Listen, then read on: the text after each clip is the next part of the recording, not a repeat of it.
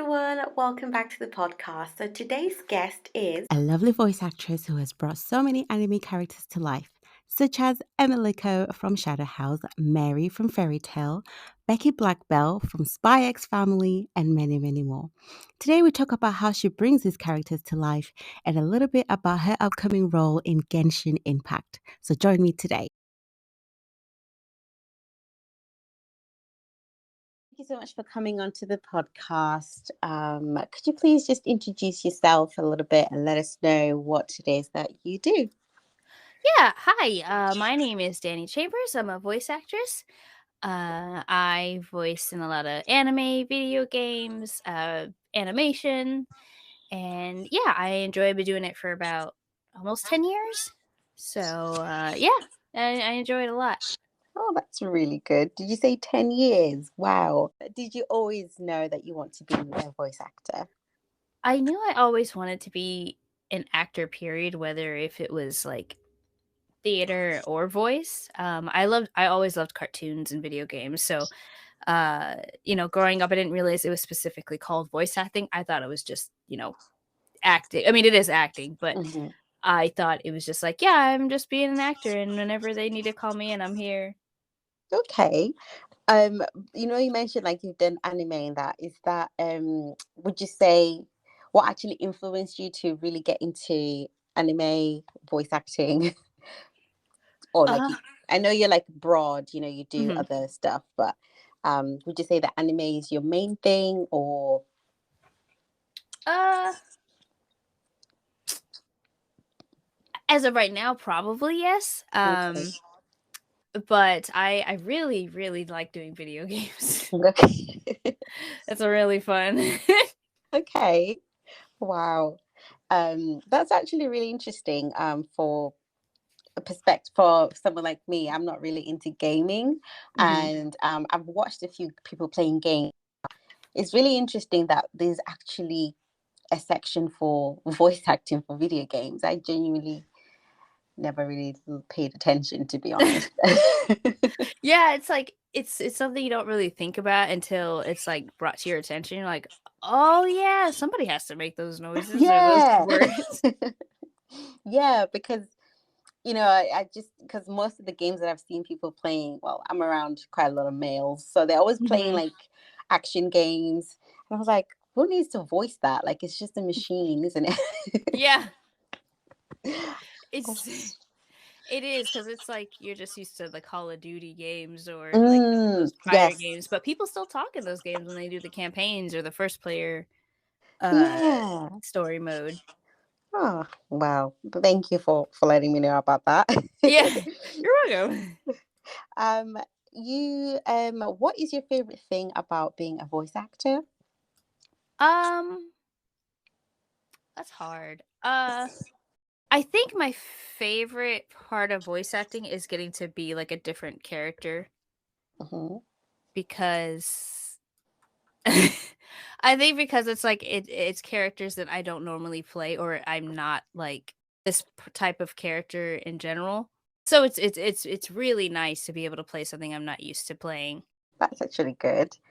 So you get to like bring different people, different things to life, that Yeah. are not necessarily you. Yeah, yeah. Oh, absolutely. It's a lot of fun. Mhm.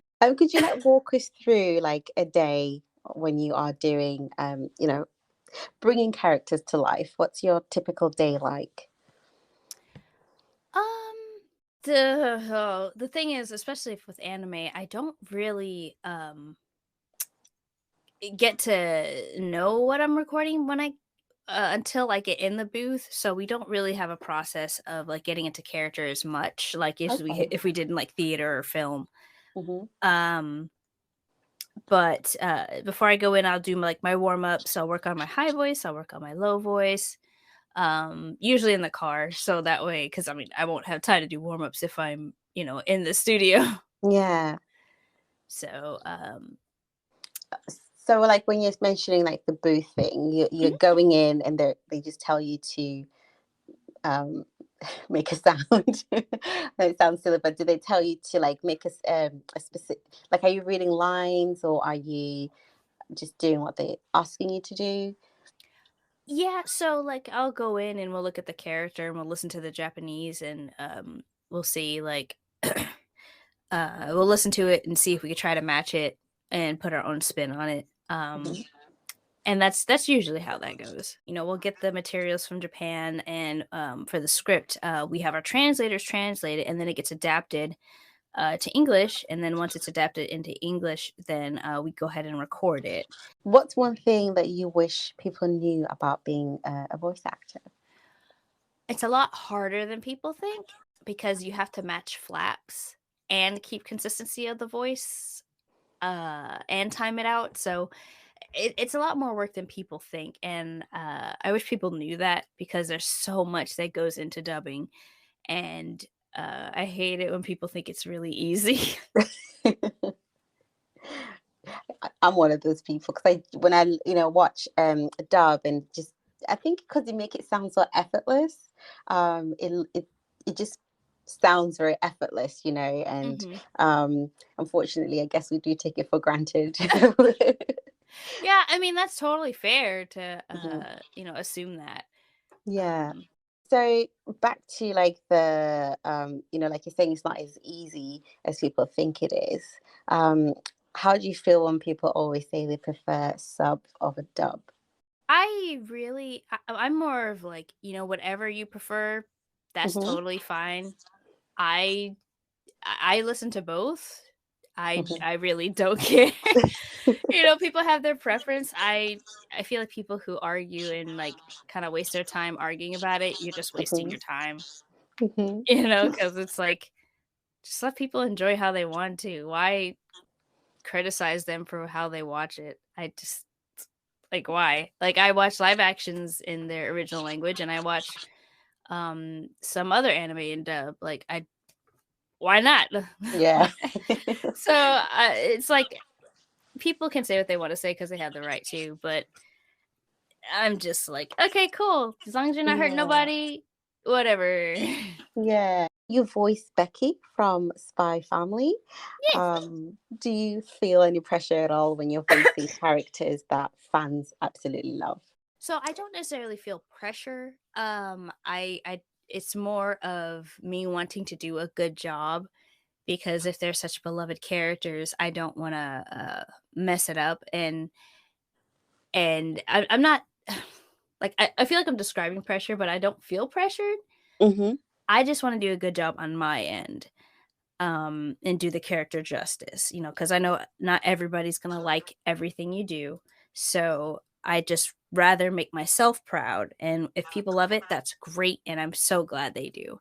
Yeah. Um, but I guess I feel pressure for myself on myself rather than people pressure. Yeah.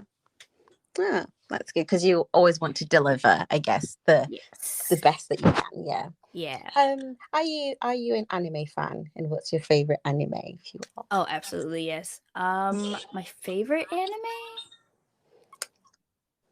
Oh, that's hard because I have quite a bit. Um, Probably Snow White with the red hair is, like, my favorite romance anime. It's really good. I think it's probably on my to watch list because yeah, it sounds very familiar, but I have not watched it. It's oh my god, it's so good. It's a really cute romance that shows, like, a really good healthy dynamic between 2 people and how they communicate with each other, and I'm like, "This is how it's supposed to be, yes." Yeah. That's quite true. I actually enjoy anime like that where it shows a very healthy relationship um between the characters. So I'm gonna shift it to the top now. Yeah. What is your absolute favorite show that you have worked on, like you voiced on anime?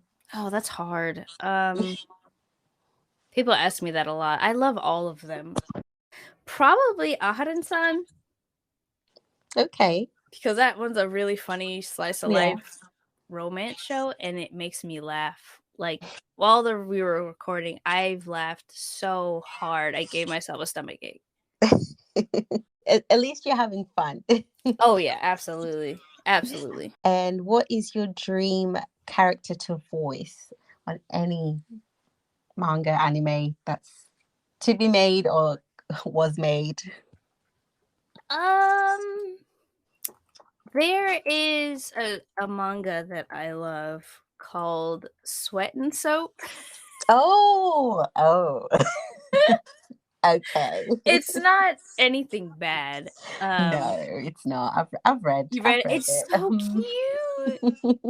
Like, it's a healthy relationship dynamic, and I'm like, "Why can't more of this happen in anime?" And they're adults. True. I'm Yes. like, "Yes." Yeah, because most of them are high school students. So yeah. Yeah. And I just me as an adult, I kinda have a just a tiny not a problem, but just a little uncomfortableness sometimes, watching these kids. Like, it's Mm, cute when the kids are like, "Oh my god, I have a crush, it's so cute. Oh, a cute kiss here and there," but, like, when they're going out doing, a lot yeah. more stuff, I'm like, "I feel weird watching this. Just I need to leave." But what about if you're voicing the character? Do you have like weird feelings or thoughts and you're like, I don't want to say like a moral compass, but do you have that where you feel like, Sometimes I do, depending on the show. Like, if it's fan service, I know that's happening, so I really don't I don't mind with that, but if it's, like, mhm, something that's a little too much, I will not do it, okay, um, just because I'm not a fan of that, like, if there's, like, sexual content yeah, or, SA or something, yes, I prefer not to, but it also depends on the level of extremity it is too. okay, yeah, So, yeah. um, yeah. Yeah, actually, speaking of fan service, Mhm, I, I've got a level I think where I say if it's done tastefully, it's okay, mhm. you know. But then Fire Force, I Oh, had yes. this huge problem with that because I just thought you just the potential of the show was like really high. I had high expectations, but I just felt like the fan service was really ruining the whole anime. Yes, Um, yeah. I agree. I was so looking forward to it and, these awesome firefights and stuff like that, and Yes. then most of the time it was just like, "Oh, what's her face? Her clothes came off again." Yeah. And it's like in the middle of something so epic. You're just Yeah. getting into it. And it's like, why is she here? Like, "What in the world, you guys? Please." Oh, gosh. Yeah. So we need to speak to management. Please. um, and you voice Chise from Ancient Magus Bride. Yes. She was a very interesting. She was a very interesting character. She still is actually. Um, but then there were moments where she was very sad and a very depressed character. How Mhm. do you bring such a character to life? I think about their story. Mhm, When I got cast as Chise, I went like the next day I went and tried to find all the manga that I could find mhm. of the show, and I just read her story and it's very sad. And I kind of Yes. had to just not necessarily embody it, but kind of like I wanted to tell her story, and it was hard because I'd like to think I'm a natural happy person. Yeah. And then but when you're in this mode, your body can't really tell the difference when you're acting. So, trying to convey that trauma that she had was really hard, and I wanted to do it justice, so I just read Yes. up on her story, and I think giving that background really helped, bring out, Chise in the Mm. performance. Yeah, I think you did a good job because the whole you could feel the in her voice. You could feel Yeah. the sadness. I mean, yes, the animation is there as well, but I felt like the how you brought her voice out and everything was just really well done. I like that anime. It's really good. Yes, me too, it's so good. So what is your creative process to get into a character? Like you mentioned, would you say you had to go out and like get manga and stuff to what other stuff do you do? Pretty much just any whatever outside research I can find. That's mainly what I do to kind of get in a character if I'm able to, you know, have time before if I find out what character I'm playing before the first session. If not, I try to use the context clues of the script, or the director gives me a lot of information Hmm. to for the character. So it's very helpful because with the director, I'm working with them to uh to figure out the best way to present this character. Okay. Yeah. Ah. Well, congratulations. I'm not sure if you are going to be recast as Chise again in season 2, but Mhm. I'm hoping you are. We'll see. We'll see. Because season 2 has just been announced. So, Mhm.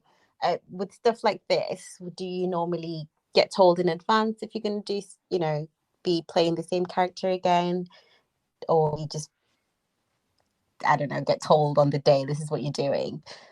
You know what? I don't know. I think it depends. Hmm. Because sometimes they'll do like, oh, special promotions and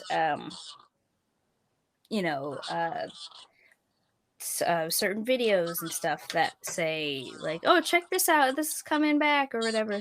So sometimes they'll tell you in advance, or you may not know until like until you're needed for the first session. So it just Mm, depends on what the studio's able to do.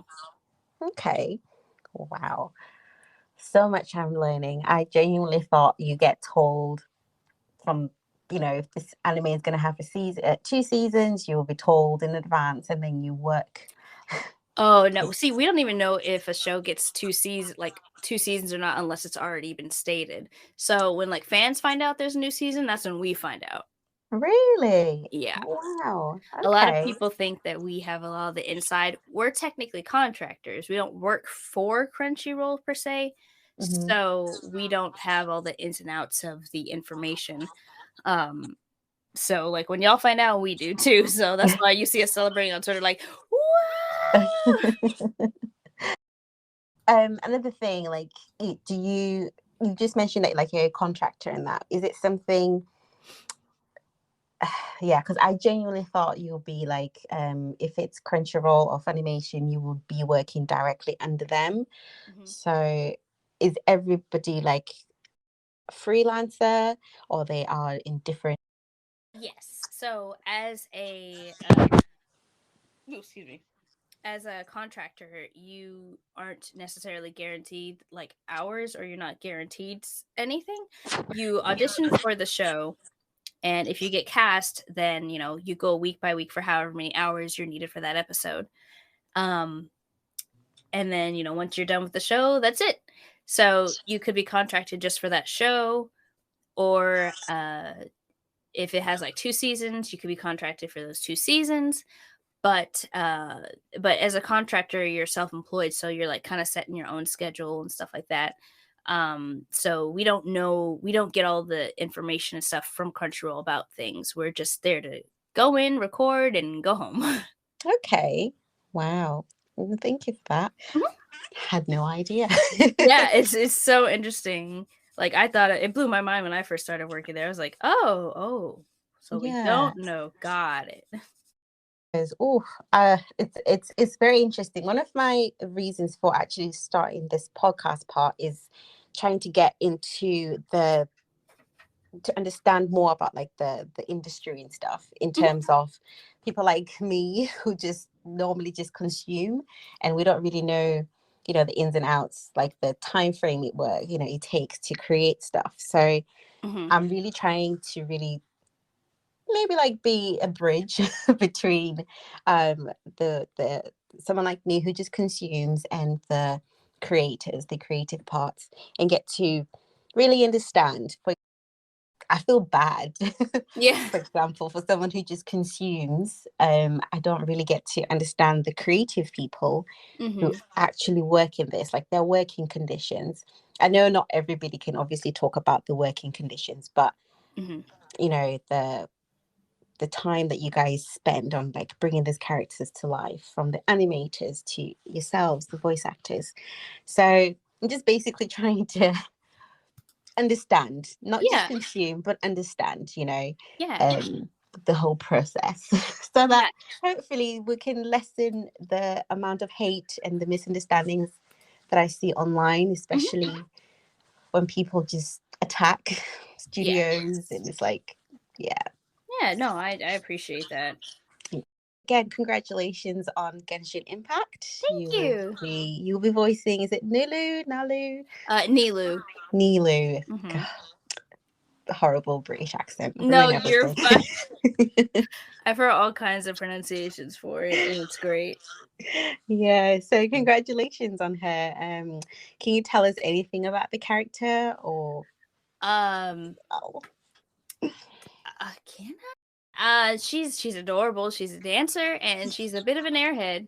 Mm-hmm. Um, but yeah, I think that's all I can say because I can't say anything else. But are you a fan of the game? Like, are you a gamer Oh yourself? yeah, oh yeah. I started playing. I think couple months ago. Uh-huh. Not a couple. Probably in July. I started playing. Um, because everybody's like, "Oh my god, Genshin!" I'm like, "Okay, fine. I'll try playing this game." Yeah. And it's really fun. It's really really fun. Um, I hadn't paid for anything up until last week when my Okay. friends my friends Alejandro, Sino, and Shara is Candace. Mm-hmm. So I was like, I have to get them. I have to. Is it something that you had to audition for? Like you knew in advance, like this is coming out and Yes, it jump. was something I auditioned for. Yeah. I got the email and then I said, "Hey, we're auditioning for these characters," and I just auditioned for all of them that I thought I would fit, and I got Nilu. I had a call back, and the direction they wanted me to go in was like Luna Lovegood from Harry Potter, Okay. and she's like my favorite character in Harry Potter. So I was like, "Oh yeah, Oh. this is perfect. This is fine. This is great."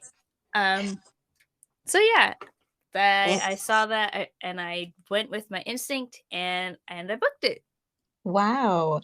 So you were initially wanting the Nilu.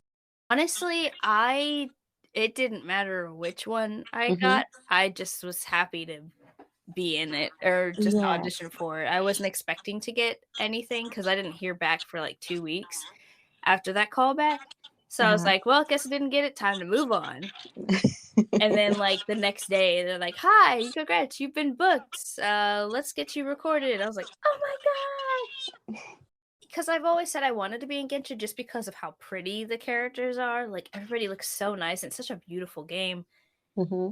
and I was, I was just very like excited and that I got a chance to audition. And if I didn't book it, I was gonna be happy either way because I got to audition for it, and they know what I sound like. So there could be other opportunities, and to be able to be in here was really really really cool. So when I got that email, my heart like dropped and I was like, I could be a Genshin Impact, holy crap.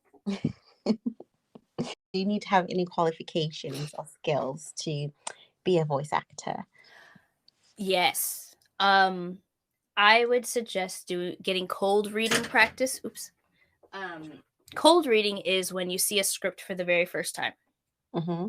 and you don't have any context of what's happening in the scene, who you are as the character, and you just pretty much go. That's pretty much how a lot of auditions are when you get them, because you'll get them either from your agent or the studio that's doing it. They'll be like, "Hi, we have these auditions, and they're due in 2 days. Go." So, and sometimes they'll give you like context of the background and like what the character is and how old they are and their names. That's you do get that, but most of Mhm. the time when you go like in, you really don't get that much luxury. You just come in like, all right, here's the character, here's pretty much what the story's about. Let's go. Hmm. Wow. Yeah, it's a lot. I feel like you need to use quite a lot of your imagination. It's a lot more difficult than I thought it was, you know? Yeah, it's a lot harder than a lot of people think because they expect it to be like, oh, you just come in, say your lines, blah blah blah, and then leave. It's like, no, No, like, when you come in, you don't know what you're working on that day, you're just there doing everything, and Mm. yeah, and then you're done. Um, so it's fun with, it feels like a mystery, like, "Oh, what are we doing today?" Any advice at all for people who want to become voice actors? Um, if you don't have acting, experience, I would suggest getting into, like, an acting group or a virtual acting class, or your community theater, just to get that experience of how to get into character, how to have character development, to learn how to act not just with your voice, but with your body. Because a lot of people don't realize that acting is not just with your voice. People can say, I could do a good voice. It's like, cool. Well, can you cry in that voice? Can you laugh in that voice? Can you be angry in that voice? People don't realize they have to emote with said voice. So, they can give me a great, deep character voice, but if they can't, give me an angry read in it, then there's no point in having it. Yeah. So, learn a lot of the acting ins and outs, and honestly, it doesn't take much. You can do a community theater, work with the director, or even classes online, or even YouTube has some really good resources on how to get started. Okay. What I've listened, like when I've just been speaking to you, I can see like your voice change, your voice changes. Oh, yeah, yeah, yeah. God, I No, feel no, so yeah, embarrassed your saying voice that. fluctuates. Our voice fluctuates depending on our mood and stuff. Like, so, no, that's a true thing. Because like, Yeah. sometimes I know I'll be talking like, this normal voice, and then I get really excited. I'm like, "Oh my god, yeah." So, like when you did like that's Yeah. normal. It just shows that you literally embody who you are. It's not like a Mhm. voice. Like I feel like you are yourself, of course, Mhm. but then how you are is in your characters. Does that make sense? Yeah, no, no, I see what you mean. Like, we put a little bit of ourselves in our characters. Hmm. So I'm just gonna do just some quick fire, rapid fire questions. Sure. Um, okay, so what's your favorite anime and why?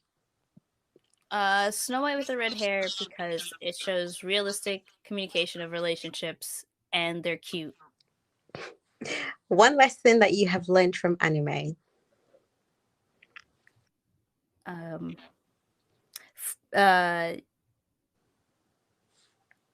you can get through most things, as long as you have help to keep you focused on the goal ahead. Your dream character to voice. um, Probably a Pokemon gym leader.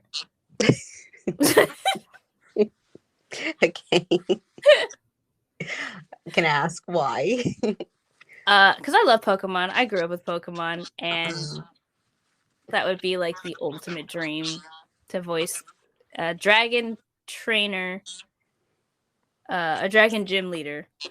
if you could be any character, anime character, who would you be? Even gaming, actually. Let me not just stick to anime.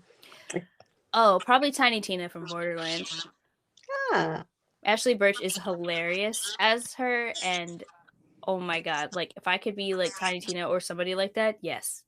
It's so it's just she's just so funny and obnoxious, and I love those characters. I have you ever like for example when I watch like the old school anime, the villains, Mhm. the girls when they laugh, they have this particular laugh that they always do. I said the "Oh, ho, ho, ho, Yeah. ho." Yep. I think I know what that's well, hold on. I think I know what that's called. What is it called? Noble Woman's Laugh?